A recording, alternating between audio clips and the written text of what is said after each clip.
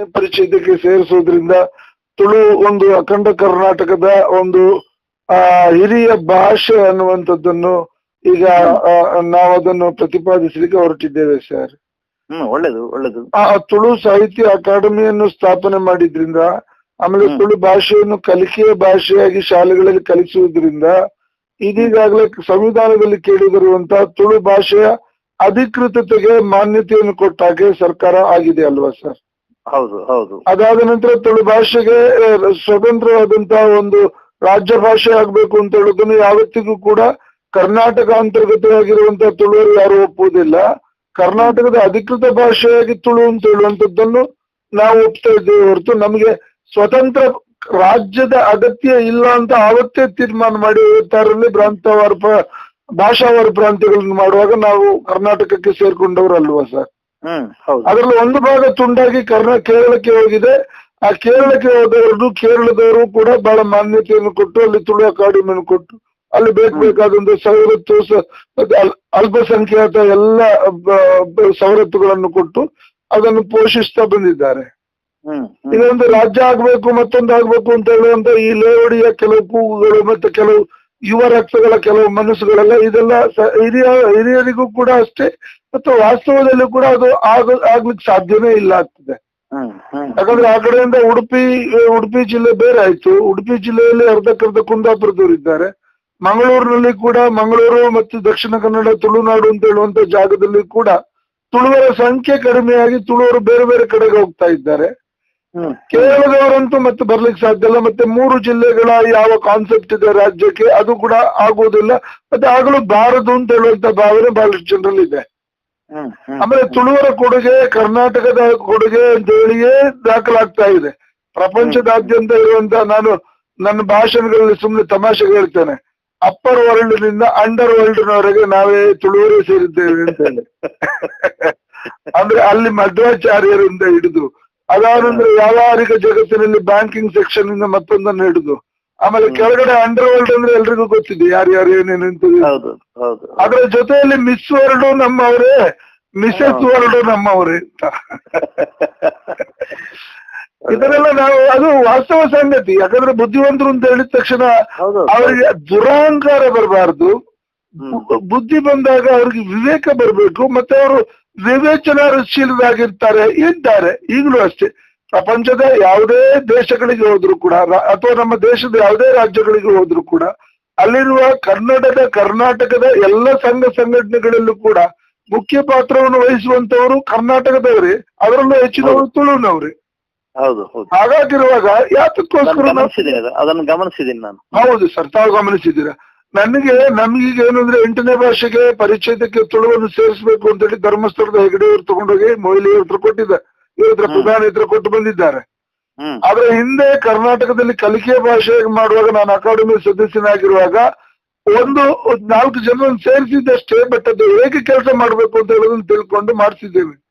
ಯಾಕಂದ್ರೆ ಮುಖ್ಯಮಂತ್ರಿಗಳ ಹತ್ರ ಹೋಗಿ ಯಡಿಯೂರಪ್ಪನವರ ಕಾಲದಲ್ಲೇ ಮತ್ತೆ ಯಡಿಯೂರಪ್ಪನವರು ಇದ್ದಾಗ, ಆಮೇಲೆ ನಮ್ಮ ವಿಶ್ವೇಶ್ವರ ಹೆಗಡೆ ಕಾಗೇರಿಯವರು, ಆಮೇಲೆ ಅದರ ನಂತರ ನಮ್ಮ ಶೋಭಾ ಕರಂದ್ಲಾಜೆಯವರು, VS ಆಚಾರ್ಯರು, ಇವರ ಮೂಲಕನೇ ಅದಾಗಿರುವಂತದ್ದು. ಯಾರು ಏನೇ ಹೇಳಿ ಅದಕ್ಕೆ ಪಕ್ಷ ನನಗೆ ಅಗತ್ಯ ಇಲ್ಲದಿದ್ರು ಕೂಡ ಅದು ಪಕ್ಷದಲ್ಲಿ ಬಿಜೆಪಿಯವರು ಯಡಿಯೂರಪ್ಪನವರ ಮೂಲಕನೇ ಆಗಿರುವಂತದ್ದು. ಇದೊಂದು. ಆಮೇಲೆ ತುಳು ಭವನಕ್ಕೆ ಅಲ್ಲಿ ಜಾಗ ಕೊಟ್ಟಿದ್ರು ಕಾಂಗ್ರೆಸ್ನವರು, ಅದನ್ನು ಕಾಂಗ್ರೆಸ್ನವರೇ ಒಳಗಾಕೊಂಡು ಅದರ ಒಳಗಡೆ ಹಿಂದ್ಗಡೆಯಿಂದ ದೇವಸ್ಥಾನ ಇದ್ದದನ್ನು ಮುಂದದ್ದನ್ನು ತಗೊಂಡ್ಬಿಟ್ಟೆಲ್ಲ ಮಾಡಿದ್ರು. ಆಮೇಲೆ ಅದನ್ನು ನಾವು ಸರ್ಕಾರದಲ್ಲಿ ಅಕಾಡೆಮಿ ಮೂಲಕ ಒಟ್ಟು ಮಾಡಿಕೊಟ್ಟು, ಸರ್ 2 ನಿಮಿಷ ಮಾತಾಡ್ತೀನಿ, ಬೇಜಾರು ಮಾಡ್ಬಿಡಿ. ಆಮೇಲೆ ಅದನ್ನು ನಾವು ಮತ್ತೆ ಹೋಗಿ ಅಲ್ಲಿ ನಾವು ಬಿಜೆಪಿ ಸರ್ಕಾರ ಇವಾಗ ಪಾಲ್ಟಾದ ರಾಮಕೃಷ್ಣಾಚಾರ್ಯ ಅವಧಿಯಲ್ಲಿ ನಾವು ಮತ್ತೆ ನಮ್ಮ ಜಾಗವನ್ನು ವಶಪಡಿಸಿಕೊಂಡು ಯಡಿಯೂರಪ್ಪನವರು ಊಟ ಮಾಡ್ತಾ ಇರುವಾಗ ಅವರ ಅದರ ಮೊದಲು ಶೋಭಾ ಕರಂದ್ಲಾಜೆಯವ್ರ ಹತ್ರ ಮಾತಾಡಿ ಅವರ ಮೂಲಕ 2 ಕೋಟಿ ರೂಪಾಯಿ ತೆಗೆಸ್ಕೊಂಡೆ. ಅದಾದ ನಂತರ ಭಾರತೀ ಶೆಟ್ಟರನ್ನು ಹಿಡ್ಕೊಂಡು ಯಡಿಯೂರಪ್ಪನವ್ರ ಮನೆಗೆ ಹೋಗಿ ಅವ್ರು ಊಟ ಮಾಡ್ತಿರುವಾಗ ನಿಲ್ಲಿಸಿ ಮತ್ತೆ 1.5 ಕೋಟಿ ರೂಪಾಯಿ ಸ್ಯಾಂಕ್ಷನ್ ಮಾಡಿ 3.5 ಕೋಟಿ ರೂಪಾಯಿಯನ್ನು ಯಡಿಯೂರಪ್ಪನವ್ರು ಕೊಟ್ಟದ್ರಿಂದ ಅಲ್ಲಿ ತುಳು ಭವನ ಇವತ್ತಿದ್ದಿದೆ. ಕೊಟ್ಟದ್ದು ಸರ್ಕಾರದ ದುಡ್ಡೇ ಆಗಿದ್ರು ಕೂಡ ಕೊಡುವಂತ ಧೀಮಂತಿಕೆ ಇರ್ಬೇಕಲ್ವಾ? ಹೌದು, ಸರ್ಕಾರದ ದುಡ್ಡಾದ್ರೂ ಮನಸ್ಬೇಕಲ್ಲ. ಆಮೇಲೆ ಕೊಟ್ಟದನ್ನು ಮೂಲೆಯಲ್ಲಿ ಹಾಕಿ ಅದನ್ನು ಸಂಸ್ಕೃತಿ ಇಲಾಖೆಯವರು ಅದನ್ನು ಮುಚ್ಚಾಕಿದ್ರು. ಆಮೇಲೆ ಅದನ್ನ ನಾನು ಟ್ರೆಷರಿ ರೂಮ್ 145 ನಲ್ಲಿ ವಿಧಾನಸೌಧಕ್ಕೆ ಹೋಗಿ ಅಲ್ಲಿ ಭಾರತೀ ಶೆಟ್ಟರ್ PA ಹಿಡ್ಕೊಂಡು ವಿಧಾನ ಪರಿಷತ್ತಿನ ಮೇಲೆ ಇದ್ರಲ್ಲಿ ಲಾಬ್ ಇದ್ರಲ್ಲಿ ಏನದು ಗ್ಯಾಲರಿಯಲ್ಲಿ ಕೂತ್ಕೊಂಡು ಅವರಿಗೆ ನಾನು ಪ್ರಶ್ನೆಗಳನ್ನು ಕಲಿಸಿಕೊಟ್ಟು 4 ಪ್ರಶ್ನೆ ಕಳಿಸ್ಕೊಟ್ಟು ಅವರ ಪೆಟ್ರೋಲ್ ಬಂಕ್ ಅಲ್ಲಿ ಬರೆದು ಕೊಟ್ಟು ಆಮೇಲೆ ತುಳು ಭವನಕ್ಕೆ ದುಡ್ಡು ಸ್ಯಾಂಕ್ಷನ್ ಮಾಡಿಸ್ಕೊಂಡಿದ್ದೇನೆ. ಇದೆಲ್ಲ ದಾಖಲೆಗಳು ನನ್ನ ಹತ್ರ ಇದೆ, ಭಾರತೀಯ ಶೆಟ್ಟಿ ಗೊತ್ತಿದೆ, ಎಲ್ಲರ ಹತ್ರನು ಗೊತ್ತಿದೆ. ಹಾಗಾಗಿ ತುಳು ಭವನನೂ ಆಯ್ತು, ತುಳು ಕಲಿಕೆನೂ ಆಯ್ತು. ಅದು ಆಗಿರುವಂತದ್ದು ನಾವು ಶಿಲಾನ್ಯಾಸ ಮಾಡಿದ್ದೆವು. ಅದಾದ ನಂತರ ಮತ್ತೆ ಅದನ್ನು ಹೇಗಾಯ್ತೋ ಗೊತ್ತಿಲ್ಲ. ಮತ್ತೆ ಈಗ ತುಳು ಭವನ ಮುಕ್ಕಾಲು ವಾಸಿ ಇದ್ದಿದೆ, 7 ಕೋಟಿ ರೂಪಾಯಿ ಅಲ್ಲಿ ಆಗಿದೆ. ಸೊ ಇಷ್ಟೆಲ್ಲ ಕೆಲಸ ಮಾಡಿದ್ದೇವೆ. ತುಳು ಭಾಷೆಯನ್ನು 8ನೇ ಪರಿಚಯಕ್ಕೆ ಸೇರಿಸಬೇಕು ಅಂತ ಹೋರಾಟ ನಡೀತಾ ಇದೆ. ಆ ಹೋರಾಟದ ಮುತುವರ್ಜಿ ವಹಿಸಿಕೊಂಡು ಈಗ AC ಭಂಡಾರಿಯವರು ಅಂತಿದ್ರು, ಅವರಿಗೆ ತುಳು ಅಕಾಡೆಮಿಯ ಅಧ್ಯಕ್ಷರನ್ನಾಗಿ ಮಾಡಿ ಹಾಕಿದ್ದಾರೆ ಕಾಂಗ್ರೆಸ್ ಗವರ್ಮೆಂಟ್. ಈ ಕಾಂಗ್ರೆಸ್ನವರ ಕುತಂತ್ರಗಳು ಎಲ್ರಿಗೂ ಗೊತ್ತಿರುವಂತದ್ದು. ಬಿಜೆಪಿ ಅವ್ರದ್ದು ತಂತ್ರಗಳು, ಅವ್ರದ್ದು ಕುತಂತ್ರಗಳು. ನಾನು ಇದನ್ನು ಸ್ಪಷ್ಟವಾಗಿ ಹೇಳುವಂತದ್ದು, ತಂತ್ರಕ್ಕೂ ಕುತಂತ್ರಕ್ಕೂ ವ್ಯತ್ಯಾಸ ಇದೆ. ತಂತ್ರಗಾರಿಕೆಗೆ ತಂತ್ರಿಗಳೇ ಅಂತ ಇದ್ದಾರೆ. ತಂತ್ರ ಮಾಡದಿದ್ರೆ ನಮ್ಮ ಮಂತ್ರಗಳು ಯಾವುದು ಫಲಿಸೋದಿಲ್ಲ. ಸೊ ತಂತ್ರಗಾರಿಕೆ ಮಾಡುವಂತದ್ರಲ್ಲಿ ನಾವು ಹುಷಾರಿದ್ದೇವೆ, ಆದ್ರೆ ಕುತಂತ್ರ ಮಾಡೋದ್ರಲ್ಲಿ ಅವ್ರು ಹುಷಾರಿದ್ದಾರೆ. ಈ ಕುತಂತ್ರಿಗಳ ಸಂದರ್ಭದಲ್ಲಿ ನಮ್ಗೆ ಯಾವುದು ಲಾಭ ಆಗ್ತಾ ಇಲ್ಲ. ಈಗ ಏನಾಗ್ಬೇಕು ಅಂದ್ರೆ 8ನೇ ಪರಿಚಯಕ್ಕೆ ತುಳುವನ್ನು ಸೇರ್ಬೇಕು ಅಂತೇಳಿ ತಮ್ಮಂತ ಹಿರಿಯ ಕನ್ನಡದ ಮತ್ತು ಇಡೀ ಕರ್ನಾಟಕದ ಮತ್ತೆ ಹಿಂದಿನ ಸಂಸ್ಕೃತಿಯನ್ನು ಯಾರ್ಯಾರು ಸರಿಯಾಗಿ ಒಪ್ಪಿಕೊಳ್ತಾರೋ ಅವರೆಲ್ಲರೂ ಒಪ್ಪಿಕೊಂಡವರು ಇದ್ದಾರೆ.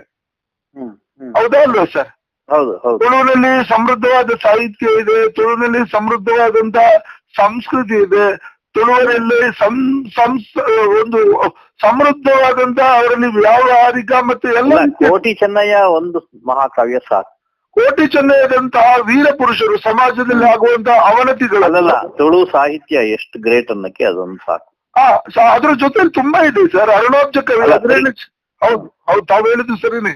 ಆಮೇಲೆ ಕೋಟಿ ಚೆನ್ನಯ್ಯರ ಜೀವನನೇ ಸರ್, ಅವರು ಸಮಾಜದ ತಾರತಮ್ಯವನ್ನು ಎದುರಿಸಿ ನಿಂತು ಅರಸರ ವಿರುದ್ಧ, ಅಂದ್ರೆ ಈ ಏನಿದೆ ಅಧಿಕಾರಶಾಹಿಯ ವಿರುದ್ಧ ಹೋರಾಡಿ ಜಗತ್ತಿಗೆ ನ್ಯಾಯ ಕೊಡಿಸಿದವರು. ಆಮೇಲೆ ತುಳುನಾಡಿನ ಭೂತಗಳು, ಈ ಕೋಲಗಳು, ಯಾರು ದೈವಗಳು ಅಂತ ಹೇಳ್ತೇವಲ್ಲ, ಅವರೆಲ್ಲರೂ ಸಮಾಜದಲ್ಲಿರುವ ತಾರತಮ್ಯದ ವಿರುದ್ಧ ಹೋರಾಡಿ ಅದನ್ನು ಎದುರು ನಿಂತು ಸಾಯಿಸಲ್ಪಟ್ಟಂತ ವೀರಾದಿ ವೀರರು. ಅರಸರ ವಿರುದ್ಧ, ಅಲ್ಲಿ ಗುತ್ತಿನವರ ವಿರುದ್ಧ, ಸಾಮಾಜಿಕ ಜಾತೀಯತೆ ತಾರತಮ್ಯಗಳ ವಿರುದ್ಧ, ಆಮೇಲೆ ಇಂಥದ್ರ ವಿರುದ್ಧ ಹೋರಾಟ ಮಾಡಿದವರೇ ಇವತ್ತಿನ ವೀರ ಪುರುಷರು ಸರ್. ಸೊ ಅಂತ ವೀರ ಪರಂಪರೆ ನಮಗಿರುವಾಗ 8ನೇ ಪರಿಚಯಕ್ಕೆ ಸೇರ್ಲಿಕ್ಕೆ ಎಲ್ಲ ರೀತಿಯ ಅರ್ಹತೆಗಳು ನಮ್ಮಲ್ಲಿರುವಾಗ ನಮಗೆ ಅದ್ರ ಅಗತ್ಯ ಇದೆ ಅಲ್ವಾ ಸರ್ ಅಂತ ಹೇಳಿ ನಾವು ಹೋರಾಟ ಮಾಡ್ತಾ ಇದ್ದೇವೆ. ಧರ್ಮಸ್ಥಳದ ಹೆಗಡೆಯವರು ಮತ್ತೆ ಮೋದಿ ಅವರು ನೋಡಿ ಅವರು ಮನವಿಯನ್ನು ಕೊಟ್ಟು ಬಂದಿದ್ದಾರೆ. ಬಟ್ ಅಲ್ಲಿ ಅಷ್ಟು ಕೊಟ್ಟು ಬಂದ್ಬಿಟ್ರೆ ಅವ್ರು ಅವರ PA ಹತ್ರ ಕೊಟ್ಟಿದ್ದಾರೆ, ಅದೆಲ್ಲೋಗಿದೆಯೋ ಗೊತ್ತಿಲ್ಲ. ಮುಂದಕ್ಕೆ ಅದನ್ನ ಎಬ್ಬಿಸ್ಬೇಕು ಅಂತ ಹೇಳಿ ಒಂದು ಪ್ರಯತ್ನ ನಡೀತಾ ಇದೆ. ಅದಕ್ಕೆ ನನ್ನನ್ನು ಅದರದ್ದೊಂದು ಸಂಚಾಲಕ ಅಂತ ಮಾಡಾಕಿದ್ದಾರೆ ಸರ್. ಅದಕ್ಕೆ ವಿವೇಕಗಳ ಜೊತೆಲಿದ್ದಾರೆ. ಈಗ ಚಂಪಾ ಸರ್ ಮಾತಾಡಿದ್ರು ನನಗೆ, ಚಂಪಾ ಅವ್ರ ಹತ್ರ ಮಾತಾಡಿದೆ. ನಾರಾಯಣ ಗೌಡ ಅಂತ ನಮ್ ಜೊತೆಲಿ ಇದ್ದಾರೆ. ನಾನು ಬಹಳಷ್ಟು ಸಂದರ್ಭದಲ್ಲಿ ನಾರಾಯಣ ಗೌಡ ಹತ್ರ ಮಾತಾಡಿದ್ದೇನೆ. ಮತ್ತೆ ನಾರಾಯಣ ಗೌಡ ಒಂದಲ್ಲ ಒಂದು ರೀತಿಯಲ್ಲಿ ಅವರು, ನಾವು ಕನ್ನಡದ ಹೋರಾಟ ಮಾಡ್ತಾ ಇರೋ ಸಂದರ್ಭದಲ್ಲಿ ನಮ್ಮ ಹಿಂದುಗಡೆ ಬರ್ತಾ ಇದ್ದವ್ರು ಅವರೆಲ್ಲ. ಜಾನಗಿರಿ ವೆಂಕಟರಾಮಯ್ಯ, ನಾವು 206 TMC ನೀರು, ಆಮೇಲೆ ದೇವೇಗೌಡರ ಮನೆಯಲ್ಲಿ ತಲೆ ಹೊಡ್ಕೊಂಡದ್ದು, ಇದೆಲ್ಲ ಮಾಡೋ ಸಂದರ್ಭದಲ್ಲಿ ನಾರಾಯಣ ಗೌಡರು ನಮ್ ಜೊತೆಲಿ ಬರ್ತಾ ಇದ್ದವ್ರು. ಹಾಗಿದ್ದವ್ರು ನಮ್ಗೆಲ್ಲ G. ನಾರಾಯಣ ಕುಮಾರ್, ಜಾನಗಿರಿ ವೆಂಕಟರಾಮಯ್ಯ, ಆಮೇಲೆ ಸರಗೊಂದು ಇದ್ರು. ಯಾಕಂದ್ರೆ ವಿಚಾರಗಳು ಕೆಲವರನ್ನು ನಾನು ಮಾನಸಿಕವಾಗಿ ಒಪ್ಪೋದಿಲ್ಲ. ಸುಸಂಸ್ಕೃತವಾದಂತ ಚಳವಳಿಯಲ್ಲಿ ನಮ್ಮ ಯಾರು ಚಿದಾನಂದ ಮೂರ್ತಿಯವರು, ಅವರೆಲ್ಲ ಅವ್ರ ಜೊತೆಯಲ್ಲಿ ನಾವು ಬಂದವರು, ನಾವು ಮಾಡಿದವರು. ಮೈ ಮೇಲೆ ಒಂದು 21 ಹೋರಾಟ, ಮತ್ತೆ ಎಲುಬು ಮುರಿಸಿಕೊಂಡು ಕೂತಿದ್ದೆ ಲಾಠಿ ಏಟಲ್ಲಿ, ಸೊಂಟದ ಎಲುಬು ಮುರಿದಿದ್ದೆ ಕನ್ನಡದ ಹೋರಾಟದ ಸಂದರ್ಭದಲ್ಲಿ. ನಾನು ಯಾರ ಹತ್ರ ಹೇಳ್ಕೊಂಡು ಬಂದಿಲ್ಲ, ಇವತ್ತು ಹೇಳ್ಬೇಕಾದ ಅಗತ್ಯ ಬಂದಿದೆ. ಹಾಗೆ ಆ ಒಂದು ನಾಳೆ ಒಂದು ಮೀಟಿಂಗ್ ನಡೀತಾ ಇದೆ. ಆವಾಗ ತಮ್ಮಂತವರ ಸಹಕಾರ ನಮಗಿರ್ಬೇಕು. ತಮ್ಮ ಮೂಲಕ ತುಳುವಿನ ಪ್ರಾರ್ಥನತೆಯನ್ನು, ತುಳುವಿನ ಅಗತ್ಯತೆಯನ್ನು, ಆಮೇಲೆ ತುಳು ಕರ್ನಾಟಕದ ಒಂದು ಪ್ರಬುದ್ಧವಾದ ಭಾಷೆ ಎನ್ನುವಂಥದ್ದನ್ನು ನಾವು ಹೇಳಿದ್ರೆ, ಕರ್ನಾಟಕದಲ್ಲಿ ಈ ತುಂಡು ಹುಡುಗರು ಪುಂಡು ಹುಡುಗರು ಕೆಲವರೆಲ್ಲ ಬೇರೆ ಬೇರೆ ಮಾತಾಡುವಂಥದ್ದನ್ನೆಲ್ಲ ನಿಲ್ಲಿಸ್ಲಿಕ್ಕಾಗುತ್ತೆ. ಕನ್ನಡದವರ ಬಾಯಿಯಿಂದ ಕನ್ನಡದ ಭಾಷೆಯಾಗಿ, ಕರ್ನಾಟಕದ ಭಾಷೆಯಾಗಿ ತುಳು ಇದೆ ಅಂತ ಹೇಳುವುದನ್ನು ನಾವು ಅದನ್ನು ಸಂವಿಧಾನದಲ್ಲಿ ಸೇರಿಸಲಿಕ್ಕೆ ನಾವೆಲ್ಲ ಜೊತೆಗಿದ್ದೇವೆ ಅನ್ನುವಂತ ಒಂದು ಮಾತಾಡ್ಬೇಕು. ಅದಕ್ಕೋಸ್ಕರ ನಾನು ತಮ್ಮಲ್ಲಿ ವಿನಂತಿ ಮಾಡ್ತಾ ಇದ್ದೇನೆ. ತಾವು ಈಗಾಗಲೇ 2-3 ಸತಿ ಹೇಳಿ ಆಗಿದೆ. ಇದನ್ನು ನನ್ನ ಹತ್ರನೂ ಹೇಳಿದ್ದೀರಿ, ತುಳುವಿನ ಕೆಲವು ಸಂದರ್ಭದಲ್ಲೂ ಹೇಳಿದ್ದೀರಿ. ಕರ್ನಾಟಕದ ಭಾಷೆಯ ಕರ್ನಾಟಕದ ಅಖಂಡತೆಗೋಸ್ಕರ ಕರ್ನಾಟಕದಲ್ಲಿರುವ ಎಲ್ಲ ಸಂಸ್ಕೃತಿಗಳ ಪೂರಕ ಪೋಷಣೆ ಆಗ್ಲೇಬೇಕು ಅಂತ ಹೇಳಿದ್ದೀರಿ. ಅದು ನನ್ನಲ್ಲಿದೆ ದಾಖಲೆಗಳು ಕೂಡ, ತಾವು ಹೇಳಿರುವಂತದ್ದು. ಈ ದಿಸೆಯಲ್ಲಿ ನೀವು ನಮ್ಗೆ ಸಹಕಾರ ಕೊಡ್ಬೇಕು. ಆಮೇಲೆ ತಮ್ಮ ಮೂಲಕ ನಾನು ಅದು ನಾಳೆ ಏನಾಗುತ್ತೆ ನೋಡ್ತೇನೆ, ಅದು ಮಾಡಿ ಮತ್ತೆ ನಾನು ಪ್ರೆಸ್ ಮೀಟ್ ಕರೆಯುವಾಗ ಚಂಪಾ ಸಾಹೇಬ್ರು ತಾವು ಆಮೇಲೆ ನಾನು ಇವರು ವಾಟಾಳ್ ನಾಗರಾಜನ್ ಕರೆಯೋದಿಲ್ಲ ಸರ್, ವಾಟಾಳ್ ನಾಗರಾಜನ್ ಕರೆಯೋದಿಲ್ಲ. ಯಾಕಂದ್ರೆ ಅದು ಒಂದು ರೀತಿಯಲ್ಲಿ ಹಾಸ್ಯಾಸ್ಪದ ಆಗುತ್ತೆ. ಸಾಧ್ಯ ಹಾದಿ ತಪ್ಪಿಸ್ತಾರ ಅವರು, ಹಾದಿ ತಪ್ಪಿಸಲ್ಲ, ಸ್ವಾರ್ಥ. ಅಲ್ಲಿ ಏನಾಗುತ್ತೆ ಅಂದ್ರೆ ಲೇವಡಿ ಮಾಡ್ತಾರೆ. ಕನ್ನಡದ ಹೋರಾಟ ಈ ಮಟ್ಟದಲ್ಲಿ ಒಂದು ಕುಚೋದ್ಯದ ಚೇಷ್ಟೆಯ ಒಂದು, ನಾನು ಮಾಧ್ಯಮದವರಿಗೆಲ್ಲ ಬೈತಾ ಇರ್ತೀನಿ. ನಾನು ವಾಟಾಳ್ ಬೆಂಬಲಿಸಿ ನಾನು ಮಾತಾಡ್ತೇನೆ. ಆದ್ರೆ ಅವ್ರು ಮಾಡುವಂತದ್ದು ಇದೆಯಲ್ಲ, ಲೇವಡಿ, ಕುಚೇಷ್ಟೆ, ವ್ಯಂಗ್ಯ, ತಳಮಟ್ಟದ ಒಂದು ಯಾವುದೋ ಒಂದು ರೀತಿಯ ವಿಕೃತ ಮನಸ್ಥಿತಿಯಲ್ಲಿ ಮಾಡ್ತಾ ಇರುವಂತ ಕೆಲವು ಕಾರ್ಯಘಟನೆಗಳಿಂದ ಕನ್ನಡದ ಹೋರಾಟದ ದಿಕ್ಕೇ ಹಾಳಾಗ್ತಾ ಇದೆ. ಕನ್ನಡದ ಹೋರಾಟ ಅಂತ ಹೇಳಿದ ತಕ್ಷಣವೇ ಅದು ಜನ ನೋಡಿ ನಗ್ತಾರೆ ಸರ್, ಹೌದೇ ಅಲ್ವಾ? ಹೌದು ಹೌದು. ಇಂಥ ಆ ಮಟ್ಟಕ್ಕೆ ಇಳಿಬಾರದು. ಸರಿ, ಅವರು ಕೊಟ್ಟಿರುವಂತ ಕೊಡುಗೆಗಳಿಗೆ, ಅವರ ತ್ಯಾಗಕ್ಕೆ, ಅವರ ಹೋರಾಟಕ್ಕೆ, ಅವರು ಇದ್ದದಿಂದ ಆಗುವಂತ ಸಂಬಂಧಗಳಿಗೆಲ್ಲ ನಾನು ಬೆಲೆ ಕೊಡ್ತೀನಿ. ಬಟ್ ಈ ಕೀಳು ಮಟ್ಟಕ್ಕೆ ಇಳಿಬಾರದು. ಅವ್ರ ಜೊತೆ ಒಂದ್ 3-4 ಜನ ಇದ್ದಾರೆ. ಅವರಲ್ಲಿ ಅವರು ಉಲಗನ್ ಸುಟ್ರಂಗು ವಾಲಿಬಾಲ್ ಮಾಡಿದಂತ ಸಾರಾ ಗೋವಿಂದ್ ಅವರು ಇವತ್ತು ಕನ್ನಡ ಅಂತ ಹೋಗ್ತಾ ಇದ್ದಾರೆ ರಾಜ್ಕುಮಾರ್ ಫಿಲ್ಮ್ಗೋಸ್ಕರ. ಇದೆಲ್ಲ ನಮ್ಗೆ ಬೇಡ. ನಮ್ಮ ಒಳಗಡೆ ನಾವು ಚರ್ಚೆ ಮಾಡುವಂಥದ್ದು. ಹೊರಗಡೆ ಬರುವಾಗ ನಮ್ಮ ನಾಯಕರೇ ಅವರು. ಅಂತ ನಾಯಕರನ್ನೆಲ್ಲ ನಾವು ಒಟ್ಟು ಸೇರಿಸಿ ಆದ್ರೆ ಪ್ರೆಸ್ ಮೀಟ್ ಮಾಡುವಾಗ ತಮ್ಮಂತವರು, ಆಮೇಲೆ ಚಂಪಾ ಅವರು, ಆಮೇಲೆ ನಾನು ಮನೋಬಲಿಗಾರ ತುಂಬ ಮಾತಾಡಿದ್ದೇನೆ. ನಲ್ಲೂರು ಪ್ರಸಾದ್ ನನ್ನ ಜೊತೆಯಲ್ಲಿ ಯಾವತ್ತೂ ಇದ್ದೇನೆ ಅಂತ ಹೇಳಿದ್ದಾರೆ. ಆಮೇಲೆ ನಾಯಕರು ಇರುವಾಗಲೂ ಕೂಡ ಒಪ್ಕೊಂಡಿದ್ರು. ಆಮೇಲೆ ಕುವೆಂಪು ಭಾಷಾ ಭಾರತಿಯಲ್ಲೂ ಇದ್ರ ಬಗ್ಗೆ ಪ್ರಸ್ತಾಪ ಇದೆ. ಆಮೇಲೆ ಎಲ್ಲ ಕನ್ನಡದ ಹಿರಿಯ ಶಂಭಾ ಜೋಯಿಸರು ಕೂಡ ಕನ್ನಡದ ಬಗ್ಗೆ ಹೇಳಿದ್ದಾರೆ, ತುಳುವಿನ ಬಗ್ಗೆ ಹೇಳಿದ್ದಾರೆ. ಸೊ ಇದನ್ನೆಲ್ಲ ನಾನು ದಾಖಲೆಗಳನ್ನೆಲ್ಲ ಒಟ್ಟು ಮಾಡಿ ಒಂದ್ಸತಿ ಪ್ರೆಸ್ ಮೀಟ್ ಮಾಡುವಾಗ ತಮ್ಮಂತ ಹಿರಿಯರಲ್ಲಿ ಉಪಸ್ಥಿತರಿದ್ದು. ಆಯ್ತು, ಖಂಡಿತ ಆ ಸಂದರ್ಭ ಬಂದಾಗ ಹೇಳಿ, ನಾನು ಬರ್ತೀನಿ. ಖಂಡಿತ ಸರ್, ಬರ್ಬೇಕು. ಒಂದ್ ದಿವಸ ಮುಂಚೆ ಹೇಳಿ, ಹೇಳ್ತೇನೆ. ಆಮೇಲೆ ನಾನು ಬಿಡುವು ಮಾಡ್ಕೊಂಡು ಬೇರೆ ಇನ್ನೇನು ಕಾರ್ಯಕ್ರಮ ಇಲ್ದಂಗೆ ನೋಡ್ಕೊತೀನಿ. ಆಯ್ತು ಸರ್. ಆಮೇಲೆ ನಾಳೆ ನಮ್ದೊಂದು ಕಾರ್ಯಕ್ರಮ ಇದೆ. ಆ ಕಾರ್ಯಕ್ರಮದಲ್ಲಿ ತಾವು ನಮ್ಮ ಜೊತೆಯಲ್ಲಿ ಅಂದ್ರೆ ತುಳುವಿನ ಭಾಷೆ ನಾಳೆ ನಾವು 6 ಗಂಟೆಗೆ ನಾನು ಬೇಲೂರು, ಹಳೇಬೀಡು ಮತ್ತು ಚನ್ನರಾಯಪಟ್ಟಣ 3 ಕಡೆ ಉಪನ್ಯಾಸಗಳಿವೆ. ಅದಲ್ಲ ಸರ್, ನಾನು ಹೇಳಿದ್ದು ನಾಳೆ ನಮ್ದೊಂದು ಕಾರ್ಯಕ್ರಮ ನಡೀತದೆ. ಆ ಕಾರ್ಯಕ್ರಮದ ಸಂದರ್ಭದಲ್ಲಿ ನಾನು ಶೇಖರಿಸಿಕೊಂಡಂತಹ ಮಾಹಿತಿಯನ್ನು ತಮ್ಮಂತ ಹಿರಿಯರ ಜೊತೆಯಲ್ಲಿ ನಾನು ಮಾತಾಡಿದ್ದನ್ನು ಅಲ್ಲಿ ನಾನು ಪ್ರಸ್ತಾಪ ಮಾಡ್ಲಿಕ್ಕೆ ತಾವು ಅನುಮತಿ ಕೊಡ್ಬೇಕು. ಮಾಡಿ ಖಂಡಿತ ಮಾಡಿ. ನನ್ನ ಸಂಪೂರ್ಣ ಉದಯ ಧರ್ಮಸ್ಥಳ ಅವರೇ, ನನ್ನ ಸಂಪೂರ್ಣ ನೀವಿಷ್ಟೊತ್ತು ಹೇಳಿದ್ದಕ್ಕೆ ನನ್ನ ಸಂಪೂರ್ಣ ಸಮ್ಮತಿ ಇದೆ. Okay sir. ಧನ್ಯವಾದಗಳು ಸರ್, ಧನ್ಯವಾದಗಳು.